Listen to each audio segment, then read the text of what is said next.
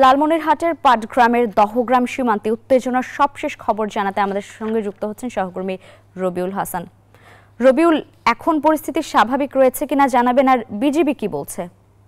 রবিউল, আপনি শুনতে পাচ্ছেন নিশ্চয়ই, জানতে চাইছি এখন পরিস্থিতি স্বাভাবিক রয়েছে কিনা জানাবেন, আর বিজিবির কি বক্তব্য, তারা কি বলছে?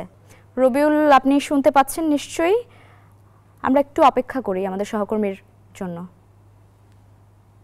ধন্যবাদ। লাইভ যেমনটি জেনেছেন যে গত 4 দিন ধরে কিন্তু এই এলাকায় সীমান্তে উত্তেজনা বিরাজ করছিল এবং কাঁটাতারের ব্যারাকে নির্মাণ করে কেন্দ্র করে বিজিবি এবং বিএসএফ এর মধ্যে মারমুখী অবস্থান সৃষ্টি হয়েছিল। কিন্তু গত 3 দিন পর আজ কিন্তু একটু শান্ত রয়েছে এবং মানুষের মাঝে কিন্তু আতঙ্ক কিন্তু কমে নাই এবং পাশাপাশি এখানকার মানুষের কিন্তু যারা কৃষিকাজ করে তারা কিন্তু ভোগান্তিতে পড়ছে এবং আতঙ্কে রয়েছেন।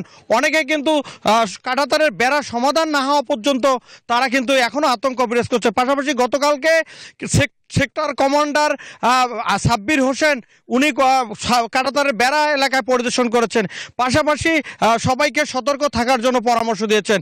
এই ছিল আমার কাছে সর্বশেষ। ফিরে যাচ্ছি স্টুডিওতে।